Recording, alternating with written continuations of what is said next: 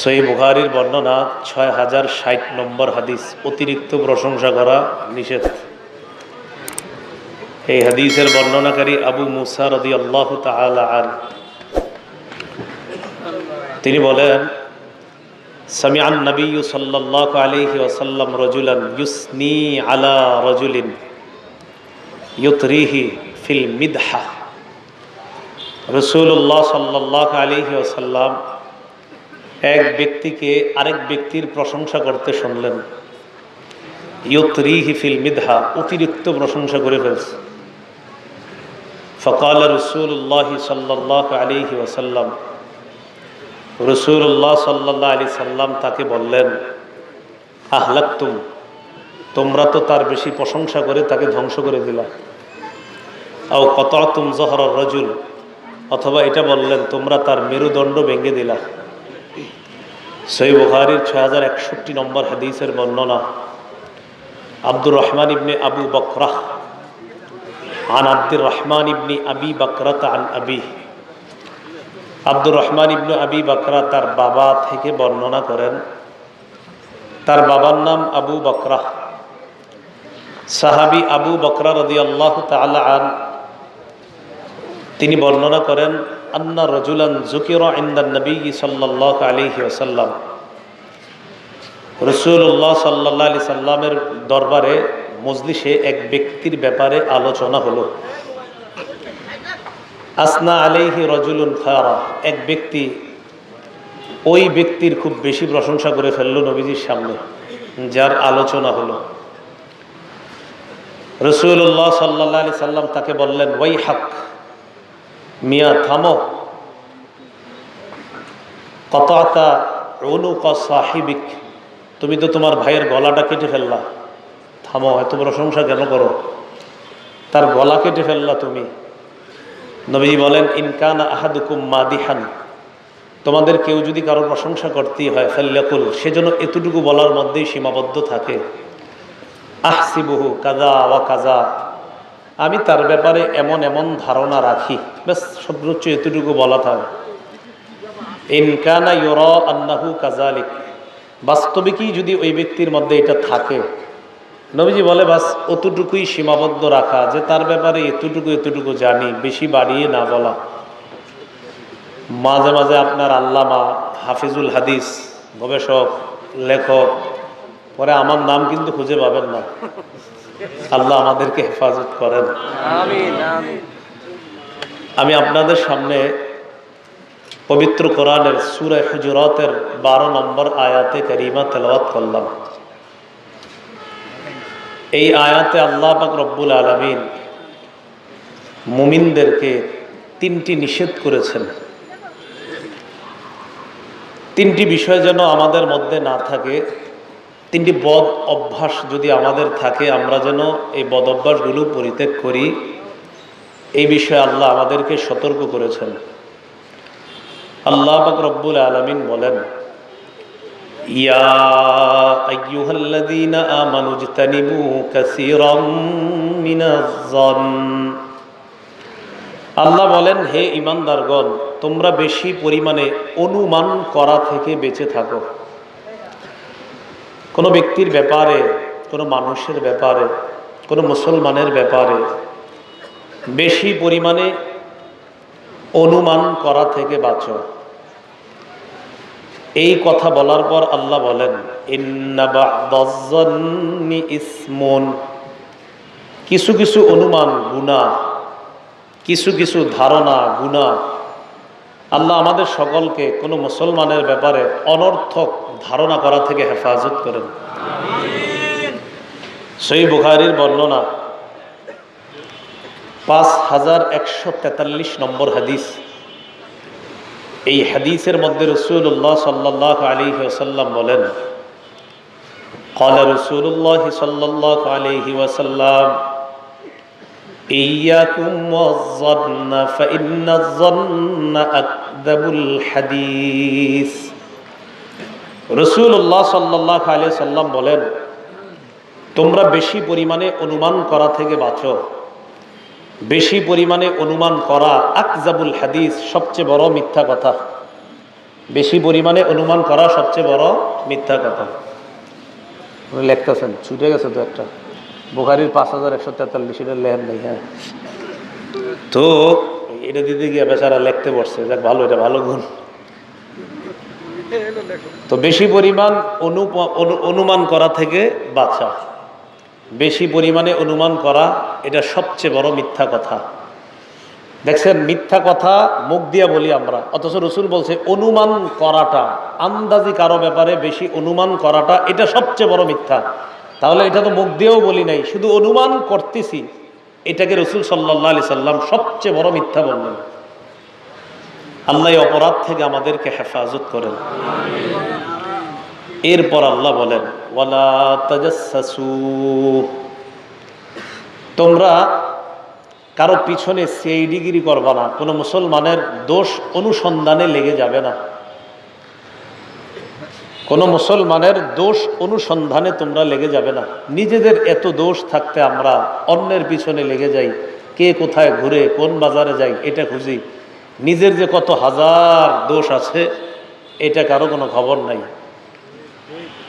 এই বিষয়টা যে অনর্থক কোনো ব্যক্তির দোষ অনুসন্ধান করা, এটা নিষেধ। আল্লাহ আমাদেরকে হেফাজত করেন।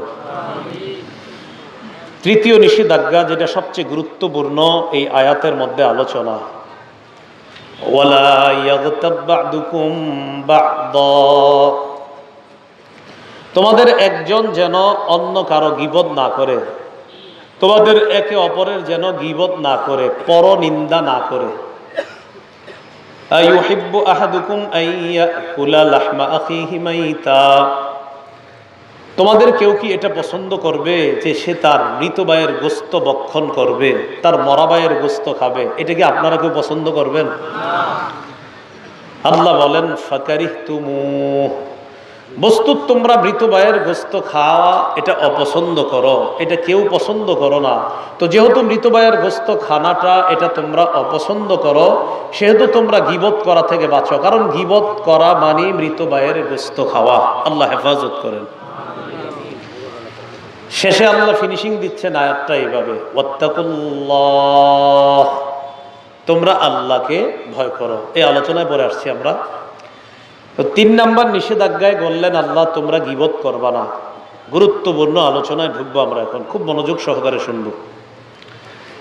গীবতের পরিচয়, তিরমিজি শরীফের 1934 নম্বর হাদিস, 1934।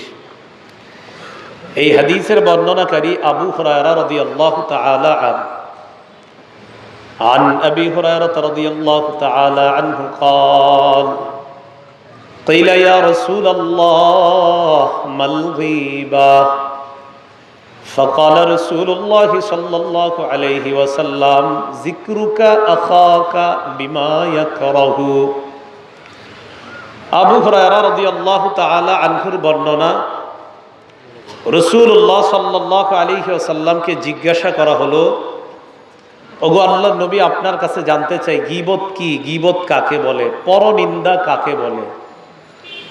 রাসূলুল্লাহ সাল্লাল্লাহু আলাইহি সাল্লাম জবাব দিলেন, যিকরুকা আখাকা বিমা ইয়াকরাহ, তুমি তোমার ভাইয়ের ব্যাপারে এমন আলোচনা করা যে বিষয়টা সে অপছন্দ করবে, এটাকেই গীবত বলা হয়। আমি আপনাদের সামনে কোনো ব্যক্তির ব্যাপারে এমন আলোচনা করা, যেই আলোচনাটা ওই ব্যক্তি যদি এখানে থাকতেন এটা তিনি অপছন্দ করতেন, রাসূলুল্লাহ সাল্লাল্লাহু আলাইহি সাল্লাম বলেন এটাকেই গীবত বলা হয়। এখন আপনারা আপনাদের ঘরে গিয়ে বিবি, কন্যা, সন্তানদেরকে গীবতের পরিচয়টা দিতে পারবেন না ইনশাআল্লাহ? যে গীবত বলা হয় তুমি কারো ব্যাপারে এমন কোনো কথা বলা, যেই কথাটা, যেই শব্দ, যেই বাক্যটা ওই ব্যক্তি এখানে থেকে শুনলে অপছন্দ করবে, এমন কথা বলা, এটাকেই গীবত বলা হয়। এক সাহাবী রাসূলকে প্রশ্ন করলেন, ইন কানা ফি আখি মা তাকুলু ইয়া রাসূলুল্লাহ, হুজুর আমি তার ব্যাপারে যা বললাম সত্যি সত্যি যদি তার মাঝে ওই অপরাধটা থাকে, আমি এক ব্যক্তির ব্যাপারে আপনাদের সামনে বললাম আসলে এই লোকের মধ্যে এই অপরাধটা আছে। فقال رسول الله صلى الله عليه وسلم إن كان فيه ما تقول فقد اغتبت, তুমি যার ব্যাপারে কোনো কথা বললে তার মাঝে যদি সত্যি এই অপরাধটা থাকে তাহলে এটাই তুমি গীবত করলা। তুমি যার ব্যাপারে সমালোচনা করলা তার মধ্যে যদি এই সমালোচনার অপরাধটা থাকে তাহলেই তো তুমি গীবত করলা। ওয়া ইল্লাম ইয়াকুন ফীহি মা তাকুলু ফাকাদ বাহাত্তা, তার মাঝে যদি এই অপরাধটা না থাকে, তুমি যেই সমালোচনা করলা তাহলে তুমি অপবাদ দিলা। বলেন কি দিলা? তাহলে আপনারা বলবেন, আমি প্রশ্ন করি, যদি অপরাধ থাকে যেই বিষয়ে সমালোচনা করলাম এটার নাম, যদি ওই সমালোচনাকৃত অপরাধটা না থাকে এটার নাম অপবাদ। তাহলে অপরাধটা থাকলে গীবত, না থাকলে অপবাদ। গীবতের সংজ্ঞা শিখলাম আমরা। এবার আমরা জানবো আমরা কয় মাধ্যমে গীবত করি। বলেন আমার সাথে, 4 মাধ্যমে আমরা গীবত করি। বলেন তো কয় মাধ্যমে? 4 মাধ্যমে। 4 মাধ্যমে। প্রথমে মুখস্থ করবেন, পরে আমি এক এক করে বলবো ইনশাআল্লাহ। 1 নাম্বার আল গীবাতু বিল লিসান, আমরা জিহ্বা দিয়ে, মুখ দিয়ে গীবত করি। 2 নাম্বার আল গীবাতু বিল কলব, আমরা অন্তর দিয়ে গীবত করি। 3 নম্বর আল গীবাতু বিল ইশারা, আমরা ইঙ্গিতে গীবত করি। 4 নম্বর আল গীবাতু বিল কিতাবা, লেখনির মাধ্যমে গীবত করি। ফেসবুক ব্যবহারকারীরা আসেননি, থাইকেন কিন্তু, হ্যাঁ আচ্ছা। 1 নম্বর আল গীবাতু বিল লিসান, জিহ্বা দিয়ে গীবত। 2 নম্বর আল গীবাতু বিল কলব, কলব দিয়ে গীবত। 3 নম্বর আল গীবাতু বিল ইশারা, ইঙ্গিতে গীবত। 4 নম্বর আল গীবাতু বিল কিতাবা, লেখনির মাধ্যমে গীবত। এবার আমি এক শ্বাসে বলবো, আপনারা মুখস্থ করে ফেলবেন। 1 নম্বর মুখে গীবত, 2 নম্বর কলব দিয়ে গীবত, 3 নম্বর ইঙ্গিতে গীবত, 4 নম্বর লেখনির মাধ্যমে গীবত। এবার আমি বলি, আপনারা জবাব দিবেন। 1 নম্বর, 2 নম্বর কলব, 3 নম্বর ইশারা, 4 নম্বর লেখনি। 1 নম্বর জিহ্বার মাধ্যমে গীবত, এটা আমরা সবাই জানি, চিনি। এই জিহ্বার গীবত, একটা অনর্থক গীবত আমাকে আপনাকে পূর্ব পশ্চিম যত বড় পৃথিবীর জাহান্নামের এই পরিমাণ গভীরতায় নিয়ে যাওয়ার জন্য শুধু একটা অনর্থক কারো ব্যাপারে কথা আমাকে আপনাকে এই পরিমাণ গভীরে জাহান্নামে নিয়ে যাবে। সহিহ বুখারীর বর্ণনা 6477 নম্বর হাদিস। এই হাদিসের মধ্যে রাসূলুল্লাহ সাল্লাল্লাহু আলাইহি সাল্লাম বলেন, قال رسول الله صلى الله عليه وسلم ইন্নাল আবদা লা ইয়াতাকাল্লামু বিল কালিমাতি মা ইয়াতাবায়্যানু ফিহা ইয়াজিল্লু বিহা ফিন নার আবআদা মিম্মা বাইনাল মাশরিক। রাসূলুল্লাহ সাল্লাল্লাহু আলাইহি সাল্লাম বলেন, কোন ব্যক্তি যদি একটা অনর্থক কথা বলে, সেটা কারো ব্যাপারে হতে পারে, কোন ব্যক্তির ব্যাপারে, কোন মুসলমানের ব্যাপারে একটা অনর্থক কথা বলেছে, মা ইয়াতাবায়্যানু ফিহা, এই কথার পরিণাম কি হতে পারে এটা চিন্তা করে নাই, চিন্তা না করে বলে ফেলছে। ইয়াজিল্লু বিহা ফিন্নারি আবআদা মিম্মা বাইনাল মাশরিক, এই একটা কথার কারণে দুনিয়ার পূর্ব পশ্চিম যত বড় এই পরিমাণ জাহান্নামের গভীরে যাবে, শুধু এই একটা অনর্থক কথার কারণে। আল্লাহ আমাদের সকলের এই জিহ্বাটা অনর্থক কথা কাজকর্ম থেকে হেফাজত করেন, আমিন। সহিহ বুখারীর বর্ণনা 6478 নম্বর হাদিস। এই হাদিসের মধ্যে আসছে, ক্বালা রাসূলুল্লাহ সাল্লাল্লাহু আলাইহি ওয়াসাল্লাম ইন্নাল আবদা লা ইয়াতাকাল্লামু বিল কালিমাতি মিন সাখাতিল্লাহ লা ইউলকি লাহা বালা ইয়াহবি বিহা ফি জাহান্নাম। আগে আমার সাথে বুঝুন, দুইজন চা খাইতেছে, একটা আন্দাজি কথা বলছি। যিনি অপরপক্ষ চা পান করছে তিনি আমাকে বললেন, হে বেটা তুই কি বললি, তুই আন্দাজি তার ব্যাপারে? তা আমি বললাম, আর এটা এমনি কথার কথা বললাম। রাসূলুল্লাহ সাল্লাল্লাহু আলাইহি সাল্লাম বলেন, কোন ব্যক্তি যদি আল্লাহর অসন্তুষ্টিমূলক একটা কথা বলে আর এটাকে সে কিছু মনে না করে, যে এমনি বললাম কথার কথা, নবী বললেন এই একটা কথার কথা যেটাকে সে কিছু মনে করছে না, এটা একটা কথার কারণে সে জাহান্নামে চলে যেতে পারে। আল্লাহ এই জিহ্বাকে নিয়ন্ত্রণ করার তৌফিক দান করেন, আমিন। তিরমিজি শরীফের 2616 নম্বর লম্বা হাদিস। রমজানের আগের বয়ানটা যারা আমার দেখছেন, ওখানে এই লম্বা হাদিসটা আছে। আমি শেষের দিকে রাসূলুল্লাহ সাল্লাল্লাহু আলাইহি সাল্লাম তার সাহাবী তাকে বললেন যে তোমার যে এই লম্বা ওয়াজ করছি আমি, নামাজ পড়বা, রোজা রাখবা, হজ করবা, যাকাত দিবা, জিহাদ করবা, কোরআন সব ওয়াজ করলাম, আসল ওয়াজটাই তো তোমার এখনো করি নাই। সাহাবী বলে, হুজুর এতক্ষণ আপনি করলেন। নবীজি কয়, আসলটাই এখনো বাকি আছে। সেটা কি? নবী নিজের জিহ্বা মোবারক ধরে বললেন, কুফফা আলাইকা হাজা, এটা তুমি নিয়ন্ত্রণ করবা। এই জিহ্বা নিয়ন্ত্রণ করলে তোমার নামাজ, রোজা, হজ, যাকাত, জিহাদ, সালাত, তারাবি, তোমার কোরবানি, তোমার কোরআন তেলাওয়াত সব ঠিক থাকবে। শুধু জিহ্বাটা নিয়ন্ত্রণ করবা। এই এক জিহ্বা তোমার সব ইবাদত নষ্ট করে দিতে পারে। সাহাবী প্রশ্ন করলেন, ইন্না লা মুআখাযুনা বিমা নাতাকাল্লাম, হুজুর কথার কারণেও কি আমরা জাহান্নামে যাব? আমাদেরকে পাকড়াও করা হবে? রাসূলুল্লাহ সাল্লাল্লাহু আলাইহি সাল্লাম বললেন, হাল ইয়াকুবুন নাস ফিন-নারি আলা ওয়ুজুহিহিম আও আলা মানাখিরিহিম ইল্লা হাসাইদু আলসিনাতিহিম। বেশিরভাগ মানুষকে মাথাটা নিচের দিকে, পাগুলা উপরের দিকে দিয়ে হেঁচড়াইতে হেঁচড়াইতে, ধাক্কাইতে ধাক্কাইতে জাহান্নামে নিক্ষেপ করা হবে শুধু জিহ্বার অপরাধের কারণে। আল্লাহ আমাদের সকলকে এই জিহ্বা দিয়ে গীবত, শিকায়াত, অনর্থক কথা বলা থেকে এই জিহ্বাকে হেফাজত করেন, আমিন। ওলামা হযরত ছাড়া অন্যরা বলেন, গীবত যেই মাধ্যমগুলোতে আমরা করি, 1 নাম্বার ছিল জিহ্বা, 2 নাম্বার কলব। কলবের মাধ্যমে গীবত কি? ইবনে হাজার হাইতামি রহমতুল্লাহি আলাইহি বলেন, আল গীবাতু বিল কলব হিয়া আন তাজুন্না বিহিস সুআ। ইবনে হাজার হাইতামি রহমতুল্লাহি আলাইহি বলেন, আল গীবাতু বিল কলব, কলবের গীবত দ্বারা উদ্দেশ্য হলো হিয়া আন তাজুন্না বিহিস সুআ, কলবের মাধ্যমে কোনো ব্যক্তির ব্যাপারে খারাপ ধারণা করা, এটা কলবের গীবত।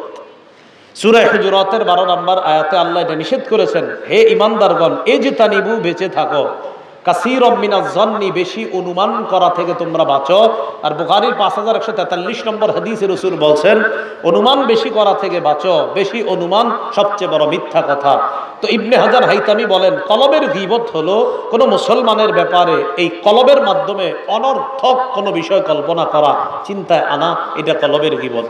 হ্যাঁ, কলবের মধ্যে তো কারো ব্যাপারে খারাপ ধারণা এসে যেতেই পারে, তখন করবেন কি? কলবের নিয়ন্ত্রণ তো আমাদের কাছে না, এটা মুখে না আইনা, মুখে আপনি যখন আসতে চাইবে এই কলবের আপনার খারাপ ধারণাটা মুখ দিয়ে বের হইতে চাইলে, আস্তাগফিরুল্লাহাল্লাযী লা ইলাহা ইল্লা হুয়াল হাইয়ুল কাইয়্যুম ওয়া আতুবু ইলাইহি লা হাওলা ওয়ালা কুওয়াতা ইল্লা বিল্লাহিল আলিয়্যিল আযীম, এগুলা পড়বেন।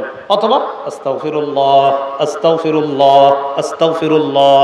তো কোনো ব্যক্তির ব্যাপারে যদি আমাদের অন্তরে খারাপ ধারণা আসে, এটা মুখে বলতে চাইলে মুখ দিয়ে না বইলা আমরা আস্তাগফিরুল্লাহ ইত্যাদির মাধ্যমে কলবের খারাপ ধারণা সেখানেই আমরা দাফন করে দিব ইনশাআল্লাহ। গীবত আমরা যে 4টা মাধ্যমে করি, 3 নাম্বার মাধ্যম ছিল কি? ইশারা, ইঙ্গিত। এটা মন দিয়ে বুঝেন। ইশারা ইঙ্গিত কি? আমার দিকে তাকান, আমি আপনাদেরকে বলতেছি, এই মানে একটা লোক খাটো, তো আপনাদেরকে বলতেছি খাটো, এভাবে দেখাইছি, নাউজুবিল্লাহ বলেন। এরকম একটা ঘটনা রাসূলের যুগে ঘটে গেছে। মুসনাদে আহমদ 25708 নম্বর হাদিস। এই হাদিসের বর্ণনাকারী আম্মা জান আয়েশা সিদ্দিকা রাদিয়াল্লাহু তাআলা আনহা, তিনি বলেন, দাখালাত ইমরাআতুন কাসীরাতুন ইলা নবী সাল্লাল্লাহু আলাইহি ওয়াসাল্লাম فقلت بإبهامي هكذا وأشرت إلى النبي صلى الله عليه وسلم أنها قصيرة। আম্মা জান আয়েশা সিদ্দিকা রাদিয়াল্লাহু তাআলা আনহা বলেন, একজন খাটো মহিলা, তুলনামূলকভাবে আমার চাইতে খাটো, আম্মা জান আয়েশা সিদ্দিকা রাদিয়াল্লাহু তাআলা আনহা, উনি অনেক লম্বা ছিলেন, তো তুলনামূলক ওনার চাইতে একটু খাটো। রাসূলের দরবারে প্রবেশ করলেন, করার পর আমি আল্লাহ রাসূলকে হাতের মাধ্যমে এইভাবে ইঙ্গিত করে, নবীকে এইভাবে বললাম, ইঙ্গিত করে, মহিলাটা খাটো, ইঙ্গিত করে বলছে যে হুজুর, আমাদের নবীও কেমন শিক্ষক ছিলেন। সাথে সাথে আম্মা জান আয়েশা সিদ্দিকাকে বললেন, ইগতাবতিহা, আয়েশা তুমি গীবত করেছো, আয়েশা তুমি গীবত করেছো। আমাদের রাসূলের শিক্ষাদান পদ্ধতি কি, সুবহানাল্লাহ। সাথে সাথে বললেন, ইগতাবতিহা, আয়েশা তুমি গীবত করেছো। তো আম্মা জান আয়েশা সিদ্দিকা রাদিয়াল্লাহু তাআলা আনহাও কেমন আমানতদার নারী দেখেন, তিনি নিজের ব্যাপারের এই ঘটনাটা আমাদের কাছে প্রকাশ করতেও লজ্জাবোধ করেননি। তো নিজের ঘটনা নিজে বর্ণনা করতেছেন, কেন? এটার মধ্যে সারা পৃথিবীর মুসলমানের জন্য শিক্ষা। তাই আম্মাজান এই নিজের বর্ণনাটা নিজেই আমাদের কাছে করে দিয়েছেন। আম্মা জান আয়েশা সিদ্দিকা রাদিয়াল্লাহু তাআলা আনহার আরেকটা বর্ণনা, আবু দাউদ শরীফের হাদিস 4875 নম্বর হাদিসের বর্ণনা। আম্মাজান আয়েশা সিদ্দিকা রাদিয়াল্লাহু তাআলা আনহার একজন সতীন ছিলেন। সতীন কি ছিলেন বলেন তো? সতীন, নাম সফিয়া রাদিয়াল্লাহু তাআলা আনহা, যিনি হুয়াই ইবনে আখতাবের কন্যা। এই সফিয়া রাদিয়াল্লাহু তাআলা আনহার ব্যাপারে আমি এখন একটা বাংলা বলবো। এই বাংলাটা আপনারাও কখনো কারো কাছে বললে ঠিক এই বাংলাটাই বললেন, অন্য বাংলা বললেন না। আম্মাজান আয়েশা সিদ্দিকা রাদিয়াল্লাহু তাআলা আনহার চাইতে তুলনামূলক আম্মাজান সফিয়া একটু কম লম্বা ছিলেন, ঠিক এটাই বলবেন, কম লম্বা, এতটুকুই বলবেন, আর কিছু বললেন না। যে আম্মাজান আয়েশা সিদ্দিকা একটু বেশি লম্বা ছিলেন, তুলনামূলক তার চাইতে একটু কম লম্বা ছিলেন। তো আম্মাজান আয়েশা সিদ্দিকা রাদিয়াল্লাহু তাআলা আনহা রাসূলুল্লাহ সাল্লাল্লাহু আলাইহি সাল্লামকে বললেন, হাসবুকা মিন সফিয়াতা কাযা ওয়া কাযা, ইয়ানি কাসীরা ওয়া ফি রিওয়ায়াত তা'নি কাসীরা। রাসূলুল্লাহ সাল্লাল্লাহু আলাইহি সাল্লামকে আম্মাজান আয়েশা সিদ্দিকা বললেন, হে আল্লাহর নবী, সফিয়ার ব্যাপারে তো এতটুকুই যথেষ্ট। সফিয়া এমন এমন এমন এমন মানে, অর্থাৎ সফিয়া আমার চেয়ে একটু কম লম্বা, সফিয়া একটু কম লম্বা। এটার বর্ণনাকারীও আম্মাজান আয়েশা সিদ্দিকা। এটা আপনারা সহজভাবে নেবেন যে আম্মাজান নিজের কথাটা নিজেই আমাদের কাছে প্রকাশ করছে, তো আমানতদারিতা কি পরিমাণ। রাসূলুল্লাহ সাল্লাল্লাহু আলাইহি সাল্লাম নগদ যে শিক্ষাটা দিলেন, দেখেন কি বলছে, আয়েশা লাকাদ কুলতি কালিমাতান, তুমি এমন একটা বাক্য বলছো আয়েশা, লাউ মুজিজাত বিমাইল বাহরি লা মাজাজাত, তোমার এই বাক্যটা যদি সমুদ্রের পানির সাথে মিশিয়ে দেওয়া হতো, সমুদ্রের পানির রং পরিবর্তন হয়ে যেত। এটার বিষাক্ততায় এমন একটা বিষাক্ত কথা তুমি বলছো। তাহলে গীবত কি পরিমাণ বিষাক্ত হতে পারে। শুধু গীবত না, আমি আপনি কারো ব্যাপারে এইভাবে এমন একটা কথা বলা যেটা সে অপছন্দ করবে শুনলে, আমার আপনার সামনে শুনলে, এই ব্যাপারে তার ব্যাপারে কোনো মুসলমানের ব্যাপারে এটা বলা। রাসূলুল্লাহ সাল্লাল্লাহু আলাইহি সাল্লাম বললেন, কাকে বললেন? আম্মাজান আয়েশা সিদ্দিকা রাদিয়াল্লাহু তাআলা আনহাকে বললেন, আয়েশা তোমার এই কথাটা সমুদ্রের পানির সাথে মিশিয়ে দিলে এটার বিষাক্ততা এত বেশি, পানির রং পরিবর্তন হয়ে যেত। আল্লাহ আমাদের সকলের এই জিহ্বাটা গীবত শেখায়ত থেকে ইঙ্গিতের মাধ্যমেও যেন আমরা কাউকে গীবত না করি, আল্লাহ হেফাজত করেন। ইঙ্গিতের গীবতটা বুঝে আসছিনি, এরকম না করা। 4 নাম্বার আল গীবাতু বিল কিতাবা, লেখার মাধ্যমে গীবত। ইমাম গাজালি রহমতুল্লাহি আলাইহি বলেন, ওয়া কাযালিকাল গীবাতু বিল কিতাবা ফা ইন্নাল কালাম আহাদুল লিসানাইন। ইমাম গাজালি বলেন, লেখার মাধ্যমেও গীবত হয়। কেন? কয় মানুষ কথা বলে দুইটা মাধ্যমে, একটা হলো জিহ্বা দিয়ে আর একটা কলম দিয়ে। একটা ভাষা মানুষের মুখের ভাষা, আর একটা তার কলমের ভাষা। যেই ভাষা মুখে বললে গীবত হয়, সেই ভাষাটা কলমে লেখলেও গীবত হয়। বলেন তো আমার সাথে, যেই কথাটা মুখে বললে কি হয়, সেই কথাটা লেখলেও কি হয়। ইমাম গাজালি বলেন, ফাইন্নাল কালামা আহাদুল লিসানাইন, কলম হলো দুই ভাষার এক ভাষা। মানুষ মুখ দিয়ে একটা ভাষা বলে, কলম দিয়ে আর একটা ভাষা বলে। এই জন্য প্রিয় ফেসবুক ব্যবহারকারীরা, আপনারা হঠাৎ কোনো যাচাই বাছাই ছাড়াই লিখে দিলেন জুনায়েদ আল হাবিব রহমতুল্লাহ আলাইহি হয়ে গেছেন, উনি মারা গেছেন, লিখে দিয়েছেন কথার কথা। এই যে কথাটা লিখে দিলেন, যাচাই করলেন না, বাছাই করলেন না, না করে লিখে দিলেন। হযরত পুরো আপনারা কবরে রবরে পাঠায়া দোয়া দুরুদ করাইলেন, ফাতিহা ইখলাসও পড়লেন, অথচ উনি জীবিত, এখনো জীবিত আছেন, আলহামদুলিল্লাহ। আমাদের বড়রা আমাদের মাঝে অনেকদিন বেঁচে থাকেন, আমরা দোয়া করি। আকাবিরদের ব্যাপারে আন্দাজি কলম চালাবো না। সহিহ ইবনে হিব্বানের 559 নম্বর হাদিসে আসছে, রাসূল সাল্লাল্লাহু আলাইহি সাল্লাম বলেন, ইবনে আব্বাসের বর্ণনা, আল বারাকাতু মা আকাবিরিকুম, বরকত তোমাদের আকাবিরদের সাথে আছে। ইবনে মাসউদ রাদিয়াল্লাহু তাআলা আনহুর বর্ণনা, সিলসিলাতুস সহিহা 2 নম্বর খণ্ড 310 নম্বর পৃষ্ঠা। ইবনে মাসউদ বলেন, শোনো, আকাবির যারা, তোমাদের মাঝে বড় যারা, লা ইয়াজালুন নাসু বিখাইরিন মা আখাযুল ইলমা আন আকাবিরিহিম, তোমাদের মানুষগুলা তোমরা যারা দুনিয়াতে আছো ততদিন কল্যাণের মধ্যে থাকবা, যতদিন তোমরা তোমাদের বড়দের থেকে, আকাবিরদের থেকে বিদ্যা নিবা, এলেম নিবা, ততদিন তোমরা কল্যাণের উপর থাকবা। এখন তো আমরা কাফিয়া পড়ি, সরেজামি পড়ি, আকাবিরদের বিরুদ্ধে করম চালাই, পায়ে ধরে বলি এই কাজ করেন না, সাবধান, আল্লাহ হেফাজত করেন। তো বলছিলাম, লেখনির মাধ্যমে উল্টাপাল্টা লেখা ফেসবুকে লেখেন না। বলেন তো কয় মাধ্যমে গীবত করি? 4 মাধ্যমে। 1 নম্বর 2 নাম্বার কাল, 3 নাম্বার 4 নাম্বার লিখনি। 5 ধরনের গীবত করি আমরা। বলেন কয় ধরনের? কয় মাধ্যমে? কয় ধরনের? 5 ধরনের। 1 নাম্বার ধরন, কোন মানুষের শারীরিক গীবত করা। কি গীবত করা? অবয়ব, অঙ্গ প্রত্যঙ্গ, আকৃতি, আকার আকৃতি। লোকটা কানা, ওই লোক জানে আমি কানা, কানারে কানা বললে কষ্ট পায়। তো শারীরিক গীবত, কারো আকার আকৃতি খারাপ থাকলে তাকে আপনি ওটা বলা, এটা শারীরিক গীবত। এই গীবত আমরা করব না, আল্লাহ তারে এরকম বানাইছে। অনেকে দেখবেন বয়স 20 বছর 25 বছর কিন্তু দেখতে ছোট, তো এইভাবে তাকে কোনো অপমান না করা, তো শারীরিক গীবত। দ্বিতীয় যেই ধরনের গীবত করি আমরা, চারিত্রিক গীবত। বলেন কি গীবত? চারিত্রিক। আজকে আমাদের এলাকায় অমুকে আসতেছে, ও অমুকে জানি কেমন, হ্যাঁ কেমন আর কোয়ের না, এই দিনে তো দেখছি 3 মেয়ে লয়ে ঘুরতেছে অমুক জায়গায়, হইতে পারে 2 মেয়ের মেয়ে আর একজনের বউ। আপনি কি লেগে কইলেন? এই যে বললেন আপনি জানা আছে কেমন, 3 জনেই বোরখাওয়ালি আর একজন উনি সাথে, ঘটার কথা আপনি বললেন দেখছি তো এদিন 3 মেয়ে নিয়ে ঘুরতেছে, এর মাঝে 2 জন মেয়ে হইতে পারে তার মেয়ে আর একজন হইতে পারে তার বিবি। আপনি তো ইতিমধ্যে অনেক কিছু ভাইবা ফেলছেন। 2 নম্বর চারিত্রিক গীবত। 3 নম্বর বংশীয় গীবত। আপনি কোন বংশের? অমুক বংশের। ও তো সুর বংশ। এই বেচারা 5 ওয়াক্ত নামাজ পড়ে, হজ করে, রোজা রাখে, সব ঠিক আছে, আপনি বেচারারে চোর বইলা ফেললেন। বংশীয় গীবত, এটা করা যাবে না। এই বংশীয় গীবতগুলা কখন হয়? উত্তর পাড়ার দক্ষিণ পাড়া ঝগড়া লাগলে তখন এই গীবতগুলা হয়। আল্লাহ হেফাজত করেন। তো করে জানা আছে গুয়ে গোষ্ঠী নাউজুবিল্লাহ এগুলা বলে, ঠিক নাই, অন্যায়। 4 নম্বর পোশাক পরিচ্ছদের গীবত। আপনি আপনার মেয়ের বিয়েতে আপনার বন্ধুরে দাওয়াত দিচ্ছেন, যে বন্ধু 100 টাকা গজের উপরে জামা পরে যে আসতে পারবে না, এটা আপনি ভালো করে জানেন। এই বেচারা 100 টাকা গজের জামা, পাঞ্জাবি, পায়জামা ইস্ত্রি করে সুন্দরভাবেই আপনার মেয়ের বিয়েতে আসছে, কিন্তু আপনার অন্যান্য বন্ধু যারা 650, 700 জাপানি টরে আরো পাকিস্তানি ইত্যাদি কাপড় পরে আসছে, এই বেচারা 100 টাকা গজের কাপড় পরছে, তাকে আপনি সবার সামনে বলে ফেললেন, কি রে কাপড় আর ছিল না, এটা আপনি বলে ফেললেন, তিনি কষ্ট পাবে।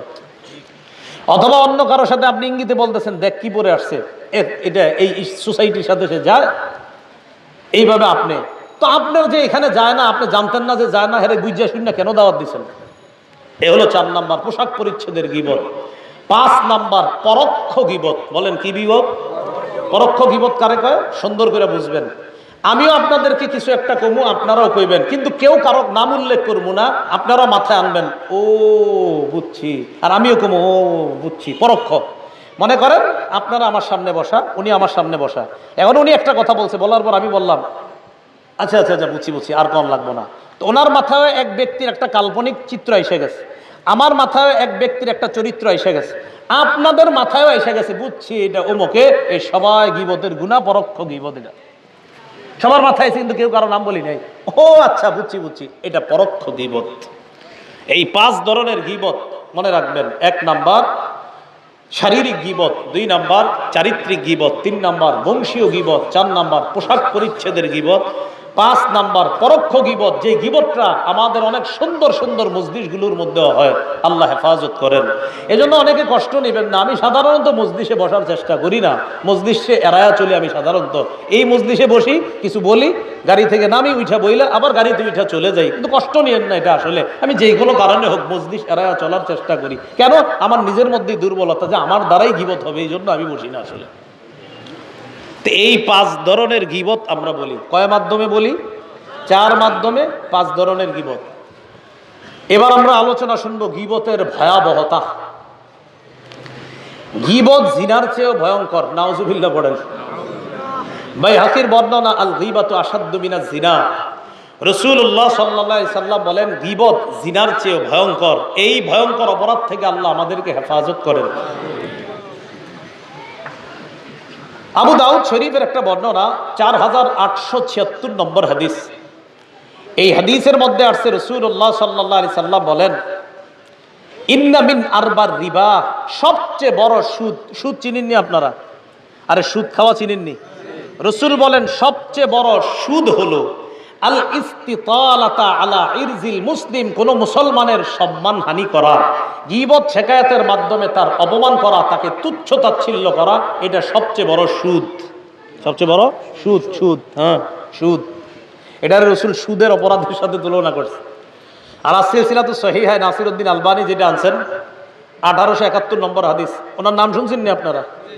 আচ্ছা মাশাআল্লাহ, নামও আমি মাঝে মাঝে বলি, বলার অনেক কারণ থাকে। মাশাআল্লাহ আমাদের অনেক ভাইরা শুনে, এই নামটা বললে আর আকর্ষিত হয়, শুনে মাশাআল্লাহ, যাক সব শুনুক। 1871 নম্বর হাদিস নাসিরউদ্দিন আলবানী রহিমাহুল্লাহ একটা হাদিস আনছেন। এই হাদিসের মধ্যে আসছে আর রিবা ইসনানে ওয়া সাবঈনা বাবা, ইসনানে ওয়া সাবঈনা বাবা।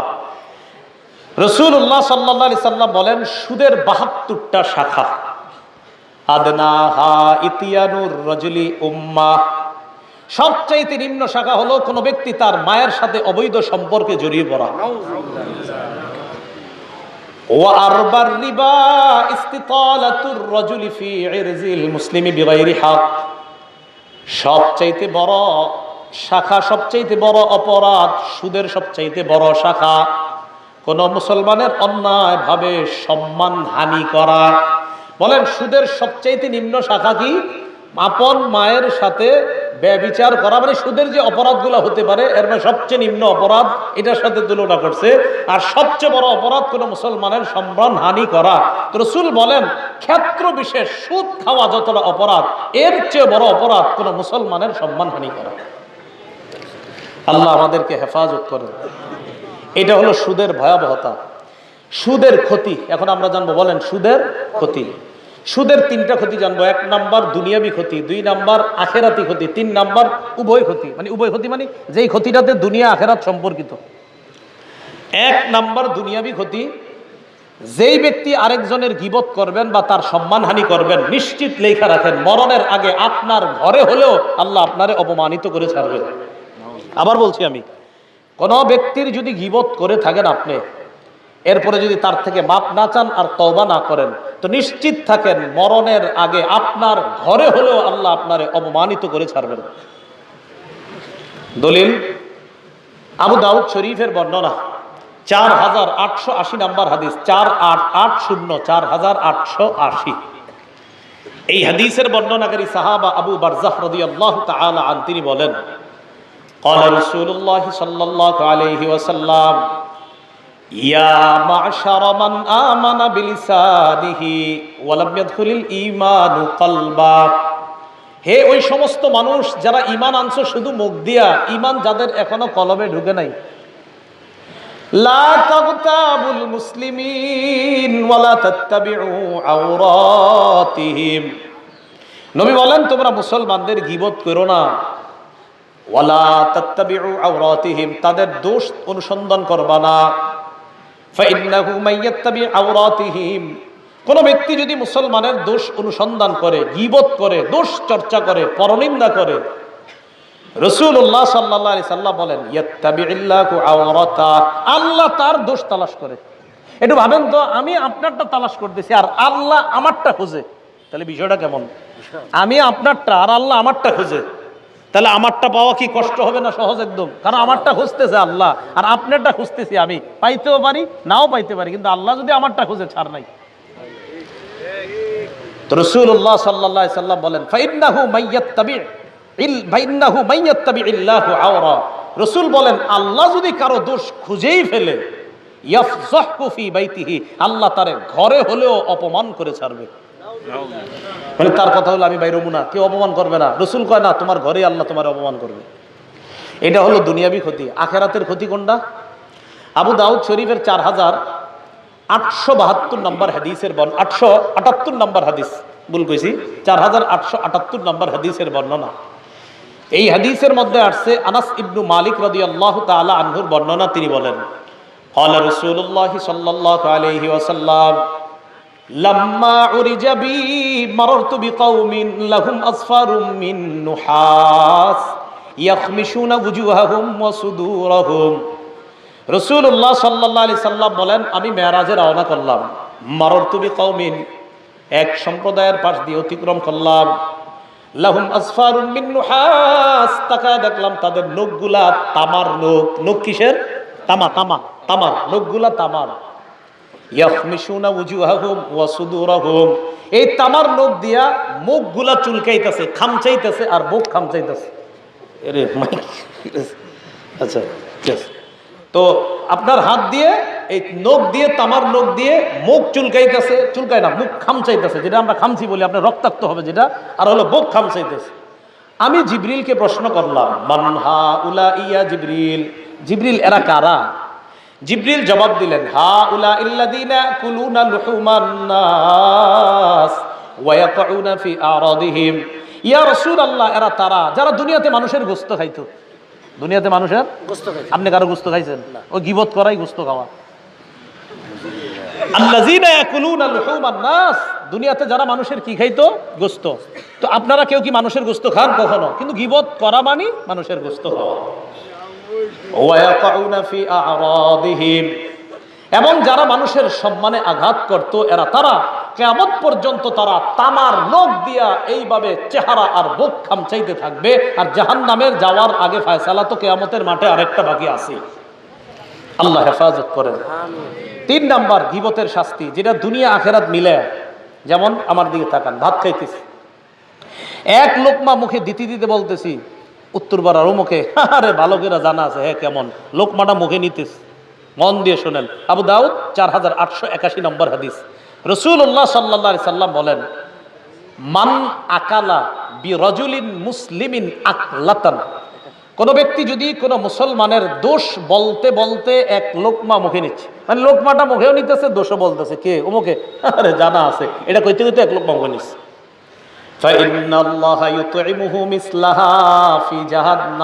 আল্লাহ তারে এই পরিমাণ, এই জাতীয় খাদ্য জাহান্নামে খাওয়াবে।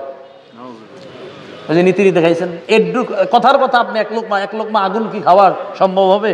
আর জাহান্নামে কি আপনার খেলে আগুন খাওয়াইতে নিব আল্লাহ? এটা তো একটা শাস্তির কথা বলছে। এরপরে আপনি সেলোয়ার পড়তেছেন, সেলোয়ার পড়তে পড়তে, কথার কথা, সেলোয়ার অথবা পাঞ্জাবি অথবা শার্ট পড়তে পড়তে আরেকজনের গীবত করছেন। আপনার বিবি বলল, এই ফোন দিছে তোমার কোন বন্ধু জানি, কে? কয় অমুকে। আরে রাখো এটা, ও তো এই ঝামেলা, এটি কইতে কইতে শার্ট পড়তেছেন। রাসূলুল্লাহ সাল্লাল্লাহু আলাইহি সাল্লাম বলেন, ওয়ামান কুসিয়া বিরাজুলিন সাওবা, কোন ব্যক্তির পোশাক পরানো করা, মানে কোন ব্যক্তিকে পোশাক পরিধান করানো হচ্ছে, অথবা কোন ব্যক্তি পোশাক পরতেছে আরেক ব্যক্তির গীবত করতেছে পোশাক পরতে পরতে, ফাইন্নাল্লাহা ইয়াকসুহু মিসলাহু ফি জাহান্নাম, আল্লাহ তারে জাহান্নামে আগুনের পোশাক পরায় দিবে। ওয়া মান কামা মাকামা সুমআতিন ওয়া রিয়াইন, ওয়া মান কামা বিরাজুলিন মাকামা সুমআতিন ওয়া রিয়া, কোন মুসলমান যদি অন্য কোন মুসলমানের সম্মানহানি করে, উপরে উঠতে চায়, আমি আরেকজনের গীবত করি এই নিয়তে আমার যেন আল্লাহ উপরে উঠায়, নিয়ত ভালো, মানে আমি উপরে উঠবো, এর কয়েকটা গীবত করি। যেমন এই এলাকার ওলামাদের সামনে আসছে, তো ওনাদের সামনে মনে করেন আমি কোনো একজন আলোচকের বদনাম করলাম ইচ্ছা মতো, হ্যাঁ মধ্যে অনেকে খুশি হয়েছে, কথার কথা আমিও খুশি, আর হ্যাঁ আমারও বলতেছে হুজুর আপনি তো এই সেই, মানে আমি উঠে গেলাম উপরে। রাসূল বলেন, ইয়াকুমুল্লাহু বিহি মাকামা সুমআতিন ওয়া রিয়াইন, কিয়ামতের ময়দানে আল্লাহ পাক রব্বুল আলামিন ওকেও এইভাবে ভয়ঙ্কর ভাবে দুনিয়াতে যেমন দেখাইছে, হাজার হাজার মানুষের সামনে আল্লাহ দেখায় তাকে জাহান্নামে নিক্ষেপ করবে। আপনারা দেখানোর জন্য উপরে উঠছেন না, আরেকজনের দোষ বললেন, চর্চা করলেন, তো ঠিক আছে দেখাইছেন যেহেতু, আল্লাহও দেখাবে। প্রিয় ভাইয়ারা, কথাগুলা কি বুঝে আসতেছে? এই হলো গীবতের শাস্তি। এখন আমরা জানবো গীবতের স্তর। কি জানবো বলেন তো? স্তর। গীবতের 4টি স্তর। বলেন কয়টি? বলেন আমার সাথে। কুফর, নিফাক, গুনাহ, মুবাহ। কটা বললাম? 4টা। কুফর, নিফাক, মুবাহ, গুনাহ, 3 নাম্বার গুনাহ, 4 নাম্বার মুবাহ। 1 নাম্বার, যেই গীবত হারাম, এই হারাম গীবতকে কেউ যদি হালাল মনে করে, কুফরি। যেই গীবত হারাম, এটারে যদি কেউ হালাল মনে করে, কুফরি হবে। 2 নাম্বার নিফাক। নিফাক মানে হলো, এটা তো সহজ বিষয়, আপনার একজন আরেকজনের মাঝে আপনার প্যাঁচ লাগানো, ভিতরে একটা উপরে আরেকটা, যেটা নিফাক আমরা সহজে বুঝি। আপনারে সামনাসামনি খুব প্রশংসা করি, আড়াল গেলেই আপনার গীবত করি আমি, নিফাক। 3 নাম্বার গুনাহ। গুনাহ কোনটা? যেই গিবত আমরা মুখে বলি, অর্থাৎ যেটা আল্লাহ হারাম করেছেন, যেটা কোরআনে আল্লাহ নিষেধ করেছেন, এই গিবত যদি আমরা করি এটা গুনাহ। 4 নাম্বার মুবাহ বা বৈধ। বৈধ কোনটা? কোনো ব্যক্তি আপনাদের এলাকায় এসে বেদাত প্রচার করে, আপনাদের এলাকাবাসীরে বাজারে সেজদা দিতে বলে, আল্লাহ ছাড়া অন্য কাউরে সেজদা দেওয়া শিখায়, তার ব্যাপারে ওলামায়ে কেরাম আপনাদের সামনে দোষ ত্রুটি বর্ণনা করা, এটা মুবাহ না শুধু ওয়াজিব? বলেন এটা কি? এটা আর গিবত হবে না? আপনারা কি করেন, ইউটিউবে লিখে দেন, আবার দেখেন এক হুজুর আরেক হুজুরে গিবত করছে, আন্দাজি কথা। একজন হক্কানি আলেম পাশে এক বেদাত হুজুরে দিয়ে বললেন যে উনি ওনার গিবত করছে। অসম্ভব, আপনি দিলে হবে নাকি? এক পাশে অলিপুরি সাহেবের ছবি দিলেন, আরেক পাশে এক বেদাতির ছবি দিয়ে বললেন যে হুজুরে তার গিবত করছে। না, হুজুরে গিবত করে নাই, উম্মতরে বাঁচাইছে। গিবত না, এটা বাঁচানো উম্মতকে। বেদাতি প্রকাশ করে দেওয়া, এটা গিবতের পর্যায়ে না, এটা ওয়াজিব, এটা বলতে হবে। কি কথা বুঝে আসছিনি? তো গিবতের 4টি স্তর জানলাম। আল্লাহ আমাদের সকলকে যে হারাম গিবত, গুনার গিবত, যেটা নেফাকি বা কুফরি, এটা তো কুফরি, তো এটা আলাদা একটা ইয়া গেছে। হারাম যেটা, এটা থেকে আল্লাহ আমাদের সকলকে হেফাজত করেন। গিবত থেকে বাঁচার উপায় কি? গিবত থেকে বাঁচার উপায় বন্ধে বুঝেন, যে গিবতের গুনাহ থেকে আপনি বাঁচতে চান, মরার আগে গিবতের গুনাহ থেকে পরিত্রাণ নিয়ে কবরে যাইতে চাইতো সবাই। উপায় কি? উপায় হলো, যার গিবত করছেন, আপনার যদি মনে হয় যে তিনি জেনে ফেলছে আপনি যে তার নামে গিবত করছেন, তো তার কাছে গিয়ে মাপ চাইতে হবে। কারণ আমি গিবত করলাম, তো এখন আপনিও জেনে ফেলছেন আপনার নামে আমি গিবতটা যে করছি, তো আপনার কাছে গিয়ে মাপ চাইতে হবে। এটা হলো প্রথম নিয়ম। হ্যাঁ, আমি যার গিবত করছি তিনি যদি না জানে, তাহলে তার কাছে আর মাপ চাওয়া দরকার নাই, আল্লাহর কাছে মাপ চাইলে আল্লাহ মাফ করে দিবেন। এবার আমরা জানবো গিবতের গন্ধ পাওয়া যায় এরকম আমরা গিবত সহ মোট 8টা শব্দ শিখবো। কয়টা? বসেন, আর গুরুত্বপূর্ণ কথা রয়ে গেছে। গিবতের গন্ধ পাওয়া যায় এরকম কয়টা শব্দ শিখবো? 8টা। 1 নাম্বার বলেন গিবত। আচ্ছা, বাংলা বলেন পরনিন্দা। 2 নাম্বার মিথ্যা রটনা। 3 নাম্বার অপবাদ। 4 নাম্বার চুগলখুরি। 5 নাম্বার হুমাজা। বলেন হুমাজা। 6 নাম্বার লুমাজা। 7 নাম্বার দ্বিমুখী। বলেন দ্বিমুখী। 8 নাম্বার ব্যঙ্গ করা। 8 নাম্বার কি করা? সবগুলোর মধ্যে গিবতের ইয়া পাবেন। 1 নাম্বার গিবত মানে পরনিন্দা। 2 নাম্বার ইফকুন মানে মিথ্যা রটনা করা। ইফকুন পবিত্র কোরআনে আছে। আম্মাজান আয়েশা সিদ্দিকা রাদিয়াল্লাহু তাআলা আনহার ব্যাপারে মুনাফিকরা যখন মিথ্যা রটনা করলো, আল্লাহ বললেন হাদা ইফকুম মুবিন, এটা স্পষ্ট একটা মিথ্যাচার। 3 নাম্বার বুহতান। বুহতান মানে হলো অপবাদ। আল্লাহ পবিত্র কোরআনে বলে দিয়েছেন হাদা বুহতানুন আযীম। আম্মাজান আয়েশার ব্যাপারে মুনাফিকরা যে কাজটা করছে, এটা বিশাল বড় একটা অপবাদ। 4 নাম্বার নামিমা, চুগলখুরি করা। এটা বুঝেন একটু, এটা আমাদের মাঝে আছে। চুগলখুরি কাকে বলা হয়? দুইজনের মাঝে ঝগড়া লাগানোর জন্য ওনারটা ওনার কাছে বলা, আপনারটা এর কাছে বলা, এইভাবে দুইজনেরটা দুইজনের কাছে বইলা আমি দুইজনের কাছে ভালো থাইকা এই দুইজনের মাঝে ঝগড়া লাগায় দেওয়া, এটাকে কি বলা হয় বলেন তো? চুগলখুরি। আবু দাউদ শরীফের বর্ণনা 4871 নম্বর হাদিস। এই হাদিসের মধ্যে আসছে হুযায়ফা রাদিয়াল্লাহু তাআলা আনহুর বর্ণনা। রাসূলুল্লাহ সাল্লাল্লাহু আলাইহি সাল্লাম বলেন, লা ইয়াদখুলুল জান্নাতা কাত্তাত, চুগলখোর জান্নাতে যাবে না। বলেন নাউজুবিল্লাহ। সহিহ বুখারীর বর্ণনা 6052 নম্বর হাদিস। আব্দুল্লাহ ইবনে আব্বাস রাদিয়াল্লাহু তাআলা আনহুমার বর্ণনা, তিনি বলেন, মাররা রাসূলুল্লাহ সাল্লাল্লাহু আলাইহি ওয়াসাল্লাম আলা কবরাইন, রাসূলুল্লাহ সাল্লাল্লাহু আলাইহি সাল্লাম 2টি কবরের পাশ দিয়ে অতিক্রম করলেন। করার সময় বললেন, ইন্নাহুমা লা ইউআযযাবান, এই 2 কবরের বাসিন্দাকে শাস্তি দেওয়া হচ্ছে। এরপর নবী বললেন, ওয়া মা ইউআযযাবানি ফি কাবীর, তাদের 2জনকে তেমন বড় কোনো অপরাধে শাস্তি দেওয়া হচ্ছে না। তাহলে কোন অপরাধ? কয় 2জনের 2টা অপরাধ। আম্মা আহাদুহুমা ফাকানা লা ইস্তাতিরু মিন বাউলি, তাদের একজন প্রস্রাবের ব্যাপারে সতর্কতা অবলম্বন করতো না। এখন তো ফতুয়া হয় ঢিলা কুলুপ না নিলেও চলবে, টিস্যু না নিলেও চলবে, কত ঘটনা। ঢিলা কুলুপ নিয়েন, টিস্যুও নিয়েন, এটা সতর্কতা। রাসূল বলেন 1 কবরে শাস্তি হচ্ছে প্রস্রাব থেকে সতর্ক না থাকার কারণে। 2 নাম্বার, ওয়া আম্মাল আখারু ফাকানা ইয়ামশি বিন নামিমা, আরেক কবরের বাসিন্দা, সে চুগলখুরি করত, এই কারণে তার কবরে শাস্তি দেওয়া হচ্ছে। বলেন নাউজুবিল্লাহ। সুম্মা দাআ বিআসিবিন রতবিন, এরপর রাসূল কাঁচা খেজুরের একটা ডাল আনলেন। ফাশাক্কা বিইসনাইন, ডালটা 2 ভাগ করলেন। করার পর একটা ডাল এক কবরের উপর বসায়া দিলেন, আরেক কবরের উপর বসায়া দিলেন। এরপর বললেন লাআল্লাহু ইউখাফফাফু আনহুমা মা লাম ইয়াইবাসা, এই দুইটা কাঁচা ডাল শুকানোর আগ পর্যন্ত আশা করা যায় তাদের শাস্তি আল্লাহ কিছুটা লাঘব করে দিবেন, সহজ করে দিবেন। তাহলে বলেন তো, দুই কবরের এক কবরওয়ালারে কেন শাস্তি দিচ্ছে? চুগলখড়ি। কি কারণে বলেন তো? চুগলখড়ি। আল্লাহ আমাদেরকে হেফাজত করেন। 5 নাম্বার দ্বিমুখী আচরণ, মনে আসেনি? ওইটা যদিও সাথে বলছিলাম, আচ্ছা 5-ই নিয়ে আসি আমরা। 5 নাম্বার দ্বিমুখী আচরণ। চুগলখড়ির সাথে দ্বিমুখী আচরণের অনেকটা সম্পর্ক আছে। দ্বিমুখী আচরণকে আরবিতে বলা হয় জুল ওয়াজহাইন। বলেন তো, দুই মুখওয়ালা, মানে দ্বিমুখী আচরণ করে যে। আবু দাউদ শরীফের বর্ণনা 4872 নম্বর হাদিস। এই হাদিসের বর্ণনাকারী আবু হুরায়রা রাদিয়াল্লাহু তাআলা আন, তিনি বলেন عن أبي هريرة رضي الله تعالى عنه أن النبي صلى الله عليه وسلم قال, আবু হুরায়রা রাদিয়াল্লাহু তাআলা আনহুর বর্ণনা, রাসূলুল্লাহ সাল্লাল্লাহু আলাইহি ওয়াসাল্লাম বলেছেন, কি বলেছেন? মিন শাররিন নাস যুল ওয়াজহাইন, মানুষের মাঝে সবচেয়ে নিকৃষ্ট ওই ব্যক্তি, যেই ব্যক্তি দুই মুখওয়ালা, দ্বিমুখী আচরণ যার মাঝে আছে, সে সবচেয়ে নিকৃষ্ট। আল্লাযী ইয়াতিহা উলাই বিওয়াজহিন ওয়া হাউলাই বিওয়াজহিন, এক চেহারা নিয়ে তাদের কাছে আসে, আরেক চেহারা নিয়ে তাদের কাছে যায়। এই দ্বিমুখী নীতি যার মাঝে, দ্বিমুখী আচরণ যার মাঝে স্বভাব, রাসূল সাল্লাল্লাহু আলাইহি সাল্লাম বললেন মানুষের মাঝে সবচেয়ে নিকৃষ্ট তারা। আল্লাহ আমাদেরকে এই দ্বিমুখী আচরণ থেকে বাঁচার তৌফিক দান করুন। আমিন। এই যে আপনার বললাম যার দুই মুখ, তার ব্যাপারে আরেকটা বর্ণনা শুনেন আবু দাউদ শরীফের 4873 নম্বর হাদিস।